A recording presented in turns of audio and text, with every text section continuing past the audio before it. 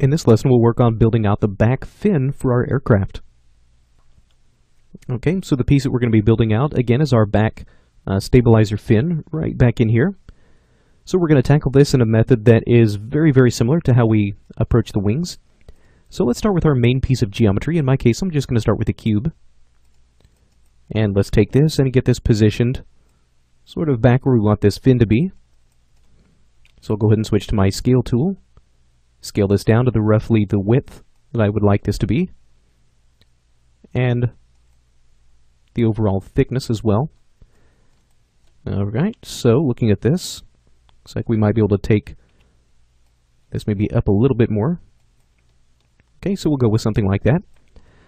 Now, let's grab this upper polygon right in here. And with that selected, let's just scale that back a little bit more. I'll maybe just go ahead and switch to my scale tool as well, or rather the local mode up here. There we are, so we can start to pinch that. And just sort of start to make that fit a little bit better in here. It actually might be a little bit too narrow for what I want. So maybe go with something like that. There we are. So now, let's start to come in and essentially cut out where we want the main flap to be. So we'll come in and switch to our split edge tool. And in this case, let's go ahead and add a split right in here. We'll add one right across here as well. And I'll also go ahead and middle click right along here. So that way we wind up with a nice little hole right there, or a nice set of polygons right in there. Now with these polygons selected, let's go ahead and go to Create Polymesh. Let's extract polygons and use the Delete option. So that way we have these polygons that are cleared out and removed. So go ahead and actually just pull this right back out to where we had it and tackle this in, again, very much the same way that we did earlier. So I'll just Alt middle click to grab all of these. And with these selected, let's go and we can just simply right click. And we can use the bridge boundary edges. There we are. Now we'll do the same up here. Now if you recall, we had experienced a problem earlier in our wings whenever we tried to do the bridge polygons. So just to recap, if I were to right click, use my bridge polygons options, you'll notice that really nothing happens. And if I were to undo this, that's because this piece of geometry was scaled from something that was very, very large and wide. So anytime we come across this type of a situation, it's always going to be a good idea to freeze the scaling of our object. So now, if I were to select these edges, and again, right click, bridge the boundary edges, now you can see it works just fine. Okay, so we can come back, and now just take this object, we'll set its translation back to 0, get it right back where it was.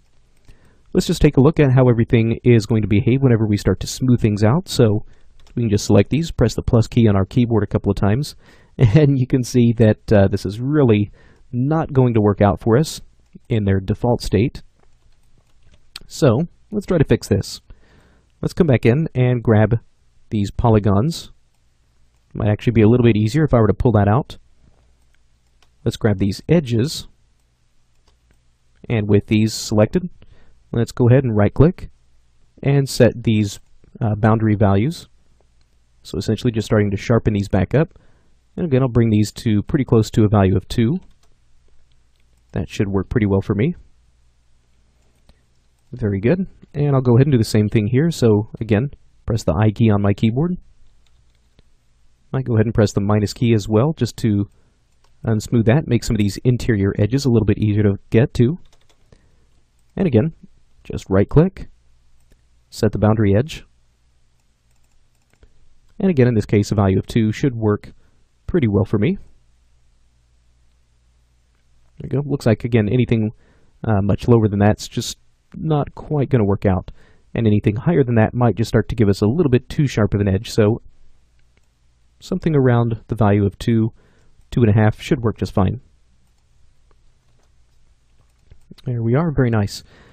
Now I might want to come in here, and if I need to maybe sharpen up some of these edges, you can see right down in here where we start to lose a little bit more of that than what we might want. Maybe a quick and easy way of fixing that up would be to just grab some of these polygons right below here and just delete those out.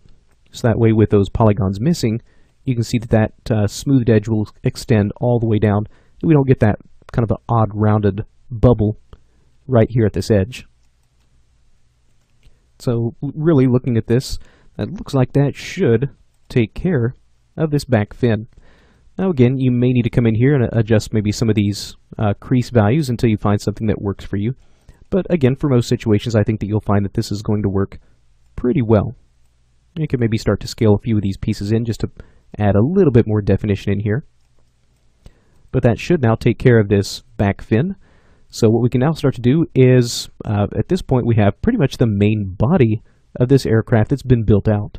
So what we can do for the next few lessons is come in and just start to add a few little accent pieces to really just kind of finish this off.